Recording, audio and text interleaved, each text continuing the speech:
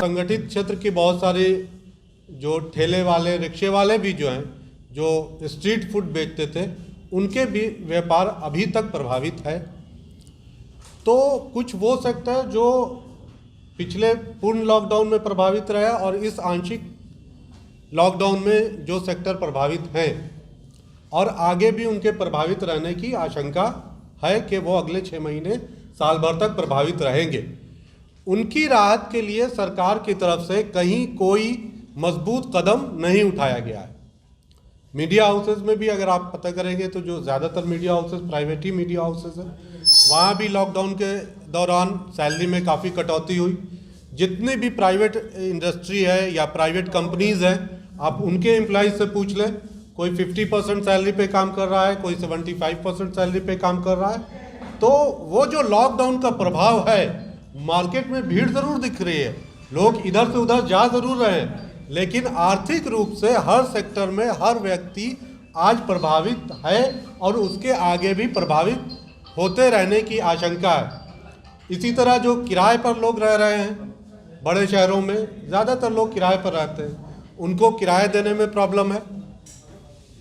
तो इसको लेकर जो भी सरकार की नीतियां आई, जो आर्थिक नीति आई, उसमें एक नीति जैसे आई कि सरकार ने कहा कि जो उद्योग ऋण लेना चाहें, बैंक उन्हें ऋण दें और 1 साल के बाद उनसे ऋण वसूल करना चालू किया जाएगा। लेकिन उनमें जो लिमिटेशंस लगाई सरकार ने, कहीं वो 1 करोड़ का टर्नओवर देख रही है, कहीं 10 करोड़ का टर्नओवर देख रही है। तो सवाल ये पैदा होता है कि 1 करोड़ और 10 करोड़ का बिजनेस करने वाले लोग और 1 करोड़ और 10 करोड़ की कमाई करने वाले लोग तो देश के अंदर 2-4% ही हैं, लेकिन बाकी 95% लोग जो हैं, जो पहले भी प्रभावित हुए थे और आज भी प्रभावित हुए थे, उनके लिए सरकार के द्वारा अभी तक कोई कदम ही नहीं उठाया गया है। 8-9 महीने बीत गए। इसलिए समाज बचाओ आंदोलन और लोक परिषद ने ये फैसला किया कि इसको लेकर एक बड़ी टीम का गठन किया जाए, जो सरकार पर यह दबाव बनाए कि हर स्तर पर लोगों को क्या प्रभाव हुआ है, उसको ब्लॉक स्तर पर, पंचायत स्तर पर, बीडीओ के जरिए, सीओ के जरिए, कर्मचारियों के जरिए जिला में टीम बनाकर और उसका एक विस्तृत अध्ययन सरकार करे और उस अध्ययन के आधार पर अपनी पॉलिसी को घोषणा करे। जैसे सरकार के पास अगर अनाज है तो कुछ लोगों को वो अनाज दे सकती है। शहरों में जो दुकानें हैं उनसे म्यूनिसिपल कॉरपोरेशन टैक्स वसूलता है, कमर्शियल टैक्स बहुत ज़्यादा है, वो देने की परिस्थिति में नहीं है। लोगों के यहाँ 50-50 हज़ार, 1-1 लाख रुपया म्यूनिसिपल का सिर्फ टैक्स बाकी है दुकानदारों का, उसमें सरकार राहत दे सकती है। सरकार मुआवजा का कोई उपाय ला सकती है। जिस तरह बड़े उद्योगों को सरकार 1 साल तक बिना इंस्टॉलमेंट लिए ऋण दे रही है, छोटे उद्योगों और छोटे प्रोफेशनल्स को ये कैसे वो देगी? रेस्टोरेंट वाले हैं, मीडिया हाउसेज है, छोटे छोटे मीडिया हाउसेज हैं, तो छोटे छोटे मीडिया हाउसेज जो पैसा कल कॉरपोरेट से या दूसरे लोगों से कमा रहे थे, ठीक है ना, उनको ऐड मिल रहा था, प्रचार मिल रहा था, वो प्रचार तो नहीं मिल रहा है। छोटे को छोड़िए, बड़े अखबारों को अगर आप उठाइए, अप्रैल, मई, जून, जुलाई में जो उनको ऐड मिला है और मार्च से पहले जो ऐड मिलता था उसमें 50% की गिरावट है, तो वो अपने एम्प्लॉइज़ को सैलरी में गिरावट कर रहे हैं।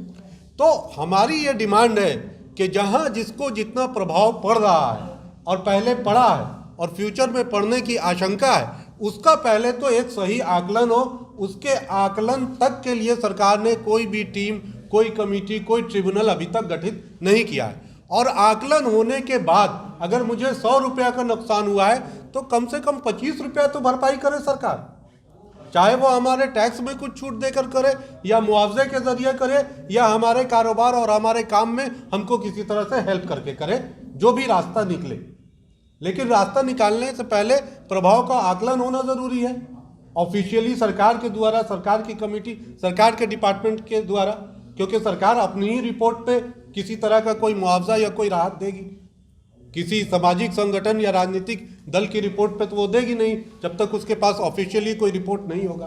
तो इतनी संवेदनहीन सरकार, जो पहले हो सकता है कि उनको ये लग रहा हो कि भाई हम पहले सरकार बना लें, कोई मध्य प्रदेश में लॉकडाउन में सरकार गिरा के सरकार बना रहा था, कोई बिहार में चुनाव टाइम पे कराने के लिए उत्सुक था कि हमारी सरकार बन जाए, लेकिन अब तो सरकार बन गई है। तो अब सरकार बन गई है तो ये सरकार जनता के लिए कुछ सोचे। मंत्रालय भी बढ़ गए हैं, सारा काम चालू हो चुका है, तो 1 महीना हो गया कम से कम मंत्रालय बने हुए। तो हम लोगों ने ये उचित समझा कि अब सरकार के सामने ये स्पष्ट किया जाए कि अगर आप इसका आकलन करने के लिए और लोगों को मुआवजा देने के लिए और राहत देने के लिए कोई अस्थायी नीति नहीं बनाते हैं तो समाज बचाओ आंदोलन और लोक परिषद इसको लेकर आंदोलन करेगा और सड़कों पर आएगा। तो आज हम लोगों ने टीम का गठन किया है। हमारी टीम सरकार से हर स्तर पर बात करने का प्रयास करेगी, उनके बीच जाएगी, उनके सामने अपनी बात रखेगी, अपनी डिमांड्स को रखेगी, और अगर सरकार इस पर जल्दी ही कोई कदम नहीं उठाती है, कोई पॉलिसी नहीं आती है, तो हम लोग इस पर आंदोलन करेंगे। और जिस तरह से दिल्ली में किसानों ने घेरा है उस तरह से पटना के अंदर और किसानों के साथ मिलकर पटना के अंदर और दिल्ली में घेरा डाल रहे किसानों के साथ मिलकर यहाँ के असंगठित मजदूर, व्यवसायी, प्रोफेशनल्स भी सरकार को पटना से लेकर दिल्ली तक घेरने का काम करेंगे।